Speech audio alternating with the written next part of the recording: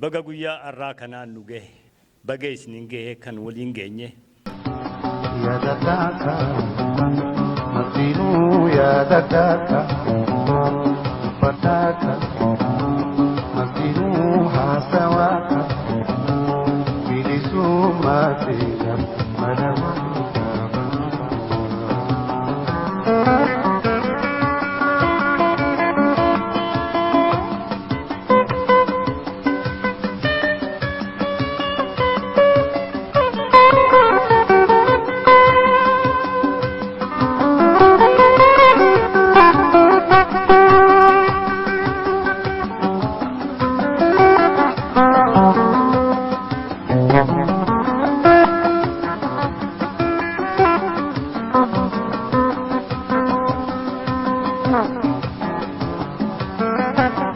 Rantana kuno waan Qophii partee gammachuu waan manaati illee firraa fidhee jedhanii sanis dhageenye rantana mas haareetti hawaasa haaree uummata haaree warra ammaan tanatti maratame jechuu dhageenye sanii fi dhufne. Fayyadee gaadha Abdulhamid hawaasa keenya kan naannoo kana jiruuf maal dhaamtan? Wanni dhaamuuf akkuma rabbi isinirratti warra amma haareetti maratame kanaas rabbi isinirratti haa jabeessu warri isin haa gargaaru akka gaariitti ba'aa tana cufaahu amaanaa rabbi isinii irra kaayee tana warra saniin fiinxa ba'u rabbi isin haa godhu tanaan isinii fa'u. Galatoome. Akka gaariitti kabajaadhaan waan namni hin qabne qabna alhamdulillahi. Silaahu namni keenya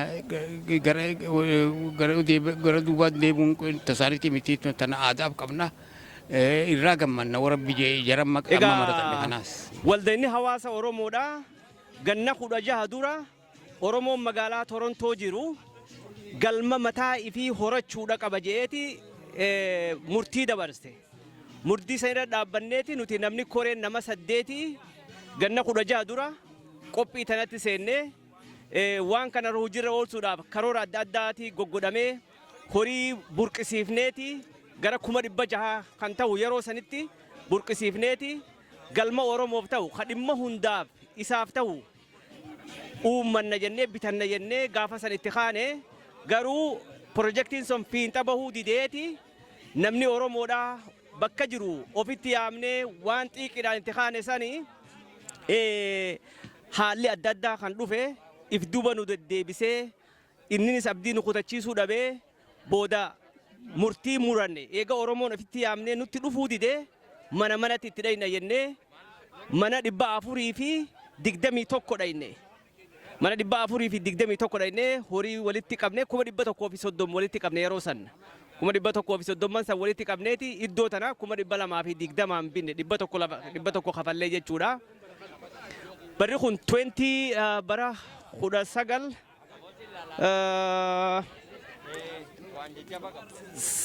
97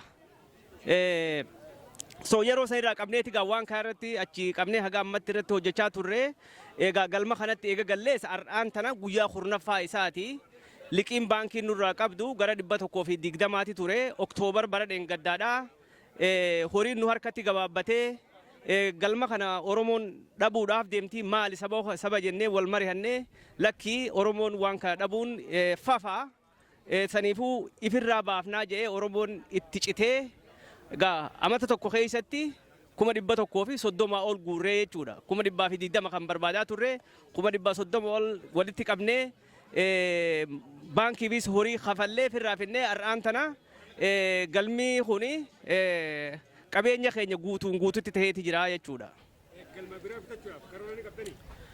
Of course galma biraa bitachuudhaaf akkuma kaayoon takka resolutionii waldeen hawaasa Oromoo sanjuu sanitti Oromoo magaalaa kana jiru hundaahu warra hanga ammatti gahee ifii hin bahin hundaahu tokko tokkoon bira geenye isaanis akka gumaachan itti himnee iddoo kanarra aanjawaadha kanarra guddaadha faasilitii adda addaa qabu.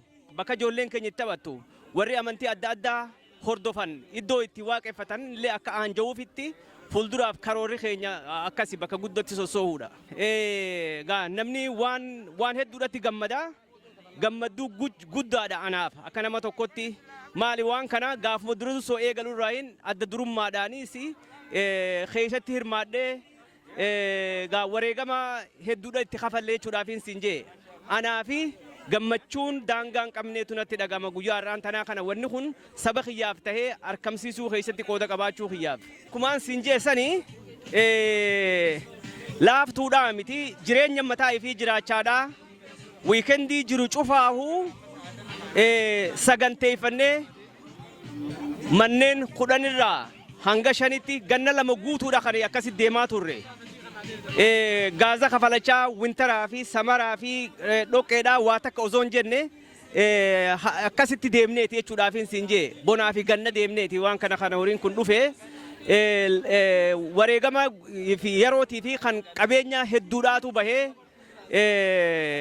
dhugumaan sinjee egaa waldaan hawaasa Oromootis nuti nu amanee amantummaa kana ammas murannoo keenya irrattis laalee nullee bakka buusanii nuti osoo if duuban jiin waan kana galmaan gahuudhaaf gammachuudhaatu jira san gubbaan deebi'ee ammaas gaa bu'aa bahiin gaa xiqqoo fi guddoodhaa miti takkaa fi lamaa miti waan gaa kana sana jeesitti himuu hin danda'u namootan adda addaa dubbisuudhaan sirra jira dubbiftee karraa milkooytuutu jira kaan kamaaliif na dubbifte ji'us sinjee jira kana keessatti gaa bilbilaanis ta'us qaamaanis ta'us gaa hundaa'uu obsitee hundi keenya waan saba keenya ta'eef waan hawaasa keenya ta'eef egaa sanuma keessa dhugaan sinjee kana keessatti wanni gadi qabee jala muree galatoonfachuu barbaadu dubartoota Oromoodhaati. Dubartoonni Oromoodhaa cichoominaa fi arjummaa isaan qabanii hojii tana keessatti hin arge. Bakka guddaadhaan qabaa fi asumaaniin isaan hundaanuu kana san hin jiru namootan adda durummaadhaan waan kana keessatti lafee dugdaanaafillee tahee gargaaraa turees jiranii hunduma isaaniitu galatoomaadhaan jaan asumaan. Guyyaan har'aa kun guyyaa Oromoo waliin dhuftee gartee waliin gammaddu jennee guyyaa kan qopheessine guyyaan kun guyyaa Oromoon sentari isaa ameta du jalqabaa turte ofirraa gartee amma maallaqaan gartee ofirraa maallaqi liqeessan ofirraa fixatte tanaafam gartee jabeen uummata Oromoo gartee garsiisuu fi gartee tokkummateen cimeessuu fi amma akkasii kun gartee sentara ofirraa gatii ofirraa baafnee jabaannee tokkummateen jabaattee tanaaf waliin gammannee tanaaf guyyaarraa walitti argamne. Galmi hungaa akka nuti argaa jirrutti industirii eeriyaa keessatti argama. Hegere galma kana caalu bitattanii hawaasa achitti akka bootaa jijjiirrattu godhuudhaaf karoora ni qabdanii. Yaa pilaaniin jabaanuu sun ammaaf wanni jirru kan ofirraa fixannee achi booda immoo bakka magaalaa dhiyaattu bakka bal'oo bitannee akkuma keenya hagan caalaatti itti gammadu akka bakka gaarii bakka ijoollee taphattu bakka sampilaanis amma karooruuf deemna. Biyya alaa kanatti ijoollee dargaggeessa jenereeshina ammaatu jira. Afaan Oromootis dilas hubachuu dhabuun isaanii ni mul'ata. Ati akka durataa koominitii Oromoo Torontoodhaatti afaan Oromootillee akka baratan aadaa isaanii akka hawaasa irraa dhalan godhuu keessatti maaltu hojjetamuu qaba jetta? No wanni gaariin gartee durii amma gaaf duraanii gartee gaaf bakka biraatti gizedduu afaan Oromoo kan gartee jalqabne turre akka ijoollee afaan fi barattu akka ijoollee aadaa fi barattee ittiin boontu tanaaf ammallee gartee pilaanii keenya sunuma akka ijoolleen gartee afaan isaanii barattee ittiin Oromoo fi ittiin gammaddee afaan ofii ittiin barattu sanii ammallee carraa qabna pilaanii karoora kenna. Hawaasa Oromoo dhiiraas ta'ee shamarraniif dargaggeessa ta'ee daa'immaniif maal dhaamte? Wannan dhaabuuf gartee shamarraniif dubartiitiif gartee hawaasuma keessanii irra fagaatinaa bir dhaabbadhaa wal malee hin tolluu hoota waliin jabeeffannaa tanaa fi baga arra dhuftanii hedduu galatooma isanii jenna jabeenni keessanii lafni keenya lafa keessanii galatooma uummata keenya jenna. Har'a guyyaa gammachuuti maaliif hawaasi keenya waggaa bara dheeraa booda galma wanta bitatee fi kaffalatees wanta fixee fi guyyaa har'aa kana kabajnaa achumaanis egaa waaqas immoo galateeffanna kanaadaadhaaf guyyaa irreechaati bori akkuma an Oromoodha jechaadha. Na kanaatii fi keessumatti waa'ee galma kanaa oofisasii yeroo dheeraadhaaf kiraadhaan keessa turre cichoominaanii namoonni keenya koominitii keessaa horii kutatanitti cichanii mana kana bituudhaaf hawaasa gurmeessanii tumsanii gidduu kanaa egaa idaanurra jiru baasiin dhumaa ofirraa baafamee hankeenya ta'e jechuudha hawaasa Oromoo maqaa galma Oromoo jedhamee Torontoo keessatti beekama. Yeroodhaaf egaa kanaatiif guyyaa har'aa hundumtuu olii galee asitti waamamee dhufee gammachuudhaan kabajaa irrachaadha. Oromoon biyya ambaa keessatti galma ifii qabaachuun bu'aa akkamii qabeetti? Baay'ee gumaa maanno gumaata baay'ee qaba. Maaliifi tokkoffaa ijoollee maatii yeroo barbaadanitti dhufanii keessatti piroogiraama sagantaa adda addaa bahee barannaadhaafis haa ta'uu ol gorsuudhaafis haa ta'uu gammaduufis gadduufis lafa keessatti iddoo bakka sabi keenya ol ga'u ta'a. Kanaatiif wanti kun baay'ee barbaachisaadha. Bara baay'eedhaaf yaalamaa ture hawwamaa ture har'a guyyaa har'aa kana egaa galma gahee jechuudha. Bakkaan geenye kan kana caalu immoo gara fuulduraatti ilaallee qopheessuudhaaf yookiin immoo bitachuudhaaf hundumtuu muratee han jiruudha. Yaada keenya keessa kan jiruudha kun. Jenereeshinni asitti dhalatee asitti guddate asirraa akka qooda fudhatu godhuudhaaf maaltu barbaachisa? Isaaniinis ijoollee baay'eetu jiru. Anumti ergiin dhufee gara waggaa 27 ta'eera. Ijoollee baay'eetu dargaggoo shamarran dargaggoota qeerroo baay'ee biyyaa dhufanis asitti dhalatanis hawaasa kana keessatti baay'ee aktiivlii qooda fudhachaa turanii ammas hin jiru. Isaan nurraa fudhachuudhaatiif egaa gara fuulduraatti deemsisuudhaaf gorsa kennaa irraa horris fidaa jiru barsiisaa jiru.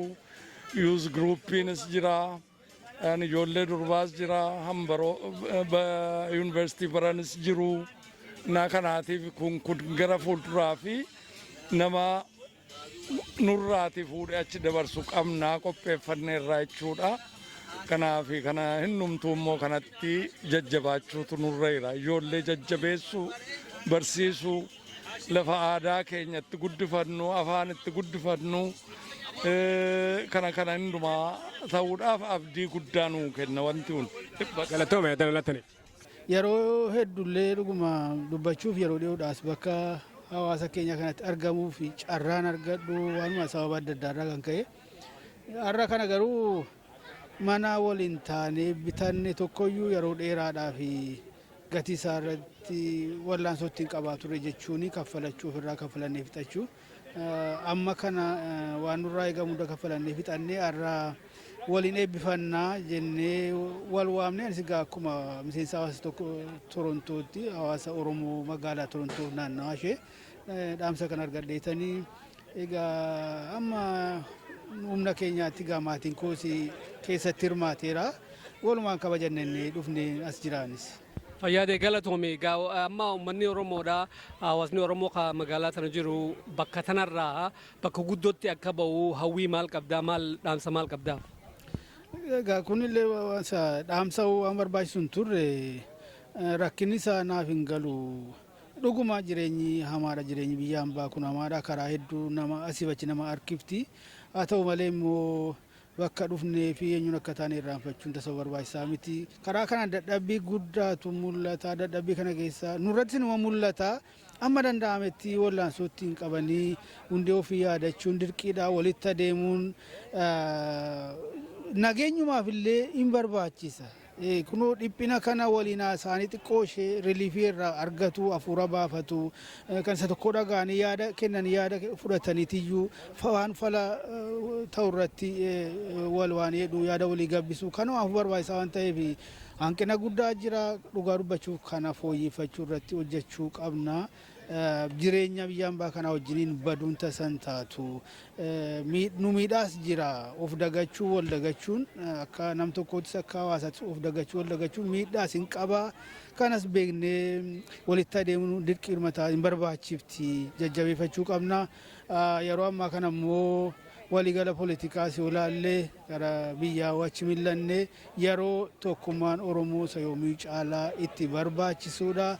Qabsootii gara tokkotti luucca'ee jira fala tokko qofa akka ta'e ifatti mul'achaa jira humna waraana lola qofa akka ta'e achirrattis yoo akkas dhufan ilaa walitti adeemanii yaada walii jijjiiraniidhaan iyyuu achirratti illee walii galtee tokkorra ga'u wal hubachiisuudhaan kanarra geenyeerraa kana jiran kana barbaachisaadhaaf illee wal arguun baay'ee yoomiyyuu yoo ta'e immoo bakka dhufne irraanfachuun tasasa nurraa hin eegamu jireenyi biyya ormaa akkamitti yoo namatti tolteeyyuu deemanii biyya ofiitii dhumarratti ijoolleen keenya yoo danda'ame gara biyya ofii akka isheen bartu gochuun dirqitaati. Kanaafuu kana hundaafuu walitti adeemutu barbaachisaadha. Miidiyaalee hawaasaa kana qofarratti waan jechuun hin taatu qaamaan wal arguun waan guddaa barbaachisaadha. Waan tokko irratti baay'inatti dhaga'ama namootaan eenyummaa isaanii irraanfadhee jiran mala yeroo dheeraa utuu waliin argin turre baay'ee namatti dhaga'ama kun gaarii miti wal irraanfachuuf jirra kompiliillee jechaadha. Wal arguun barbaachisaadha walitti adeemuun barbaachisaadha kanan dhaamuu barbaada. Qophii keenya akkuma itti fufetti jira. Ammaan sana warra dubartoota keessaa gaafii gaggaafachaa jira. Dafantaa'eedha gaafii gaggaafachuu deemna. Dafantaa'ee irraan tana maaliif as dhuftan?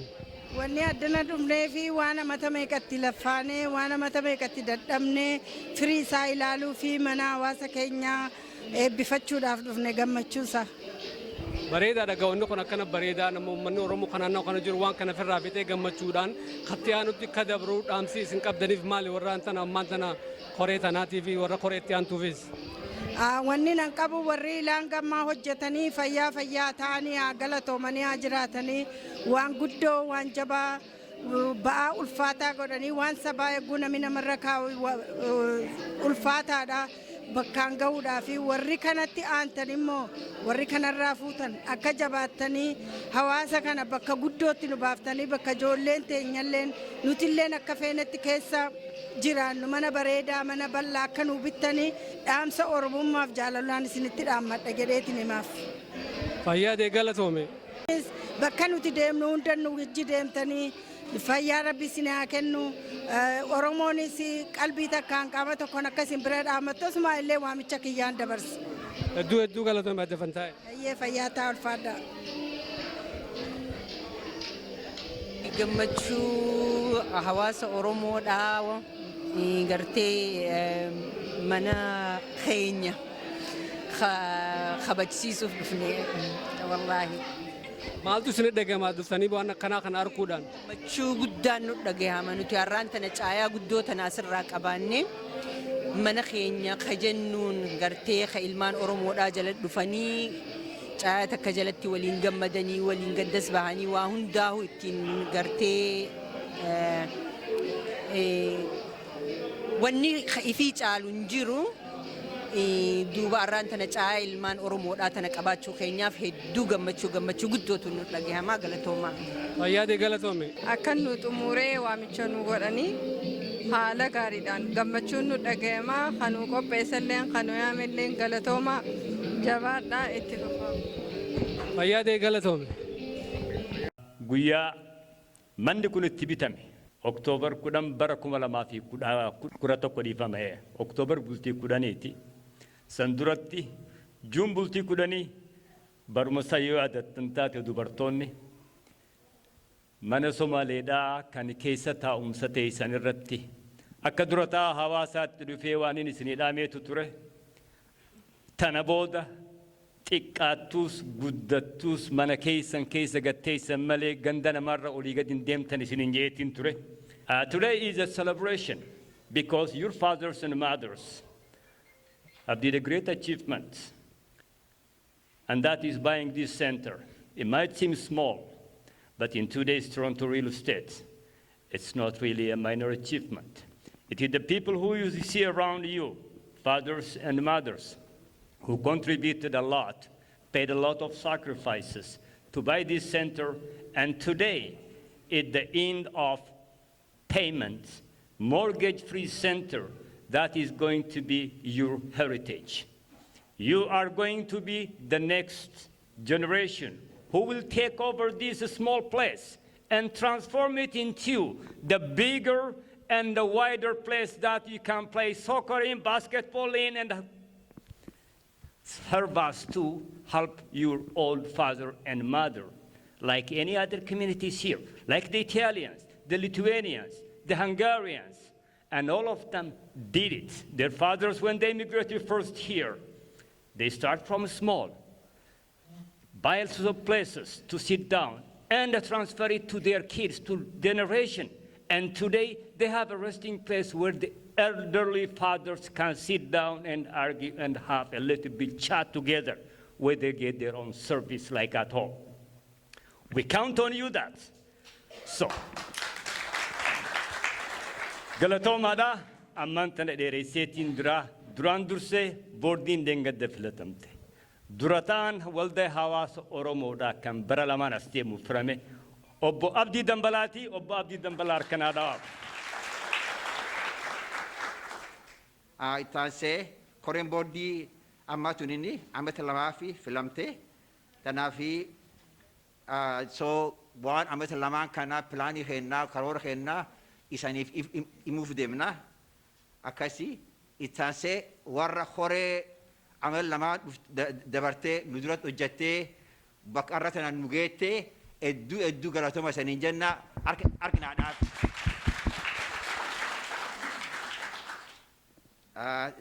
Tanataansee nuus boordiin akkuma isiniin jedhee waan gartee firooma isanii goonna gartee mari'annee bakka geennaa maal isan barbaachisaa gartee isa wajjin in hojjannaa in jabaannee innatu murteessinee jirra.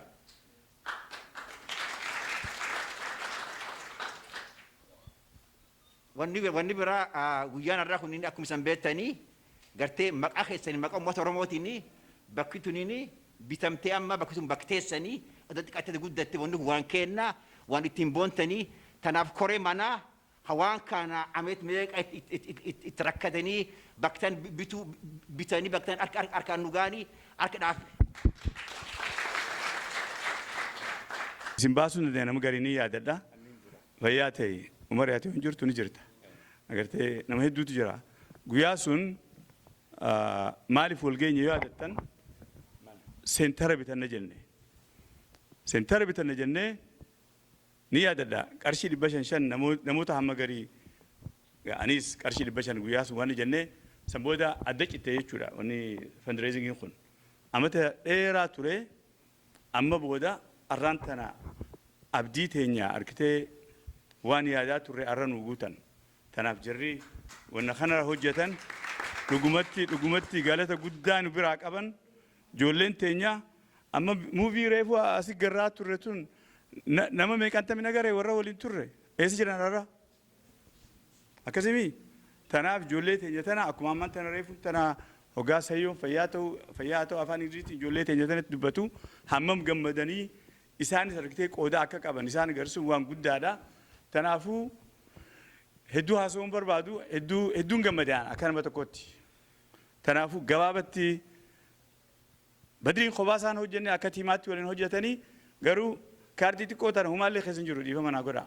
Humaa keessan keenye kaarduma tana irraa guddifadhu. Fayyaa ta'aa maqaati.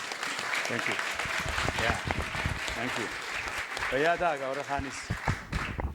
Eegalli isiidha. Eessarraa eegalle maal hawwine eessa geenye eenyu qooda fudhatte eenyu qoodan fudhatanii sadarkaa hundaan kan abbaa seenaadhaa isii gabaasuuf jiraatu abbaa urjittiin isin dabarsaa gama kiyyaan galatooma. And now what you are going to see in a chart is how we plan, what we have achieved, how far we came along to reach where we are now. And please, if you do not hesitate, if you want any explanation or interpretation, feel free. It is your house, it is your father's house. Do not hesitate. Thank you very much.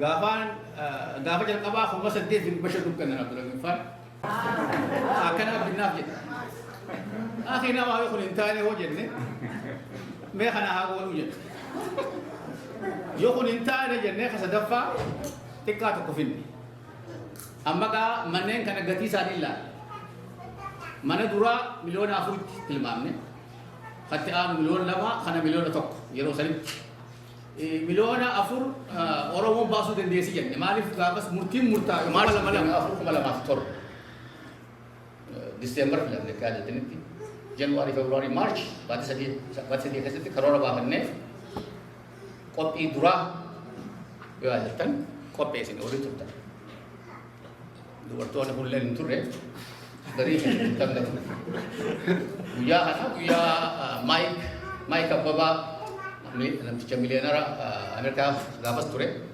azumnee yaamnee dhufnee MP irraa MP naannawaa keenyaarraas nu dhufee namtichi bakka bu'aan mana guddaa dhaalanitti hiraata qopheessine qophii goonee horii guddaatu ta'a horii hanga tokkotu argame asirraanin qaba horii argame qofaa miti waan irbuu seenamee jira gaafa sana Juun 2007tti bashannana qopheessine alii birraa yaamannee kompiitara irratti daawwantaawwan waan goonee buluurii fi buluurii fi maali dandaas keenya horii hanga tokko argannee jirra achirraayis alii haa galatoomu uffanne gaafa sana kombola qopheessine gaafa sana kombola irraas horii argannee jirra itti aansinee Juun takka 2007 Silchoo biqiltuu qopheessine Buige tanti. Gaafa salaa.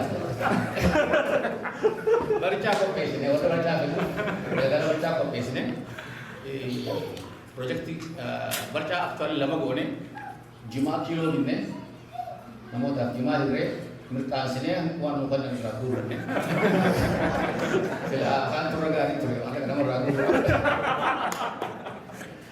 kun September 2007 ture February 2008 dinner entertainment goone yoo ajattan haala gaarii qopheessanaasi taasaa dukkaana irra gurgurree namni maallaqa cheenjii qabu keessa akka gurguru gaarii yoo Mahamaditti hin deemne Mahamad gaariitti haa deemu yoo frenji if the mountain doesn't come to Muhammad has to go to the mountain so we start going mana nama dhibee bulaa dhooyne nama Oromoo haa gaafatu ittiin qaanfannu maaliif ifiifi makadha isaaniif kadhannaa mana bitachuu qabdan ilmaan keenyaaf hortee asitti tolluuf isaan kanaaf tahaa kanaaf ni gaafanna jenne nu keessa obbo Maamusaa Doolatti ani waan kana dhaabata ture qaali jedhamu biratti mana madheenee olaan doyyoo ishee wanni baraallee wanni godhannee jira haa ta'u yaada isaanii fudhanneef gaafas booda hin dabalamne nini jalqabe kun October 2008 ganna namaati fayyisaan dhufeera ni jiraas hundoo gaafas garaa lama ta'e warraan jedhetti haa dhageeraa dubbisaa haala kanaan bakka nama manatti nagarretti bakka hojiitti tireenee bakka hojii asii sama kun restoraantiidha wintara akkuma reefu ja'ametti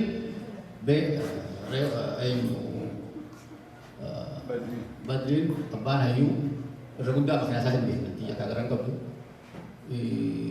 beenzila fi itti buuta beenzila fi itti buunneeti witbiirraa kaane dura witbiirraa jalqabe addee likkee waan eenyu baasii likkee gannatti achirraa kaanee garbiin hojii ture isatti aanuu Eliyaas fa'aa akkasitti deemnee hanga Barliintan gandaa eenyu maqaa isaa Dooktar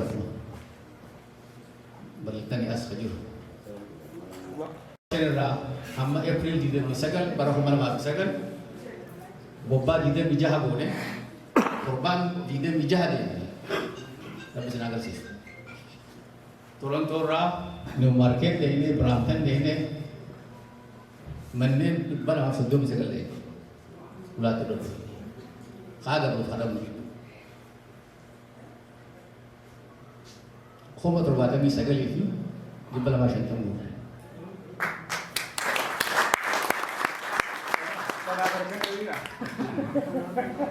Nafaatu isaaniitti bakka. Hatamnu hojii kanatti fooloo adoo barbaadu. Maal jaan yoo gaara ta'uu dadhabde gaaratti akkam ijaan. So manuma ijaan haa guddatu osoo haala nu taa'e. Kana keessaa ta'amma keessatti kanatti murteessine bakka hedduu ilaali. Wanni guddaan kan filanneef tokko paartiin rakkoon qabu.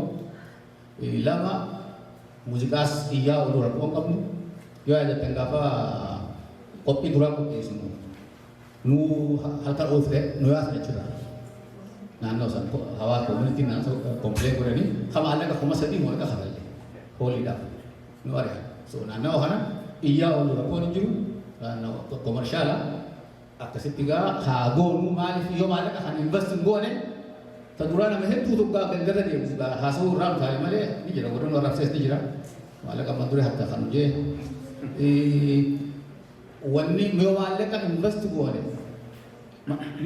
gatiin mana ol ka'a gizee hunda kanaafuu maallaqni numa bilaash taa'u bu'aan qabu yoo irratti invest goone irra waan qaba waan jiru murtees tokko san hamti murteessine gatiin galmaa hangasii qabeenyi utu qabu kuma 124 kana keessaa 129 baafne wanni hafu 35 kanarraa tolchaa manaatiif saga alawadaa fi maali sagaraa fi haa tolchuu fi waan adda addaatiif tokko baafne waan ta'een olti hanganarra alto argatee maaloota mugootaan baay'ee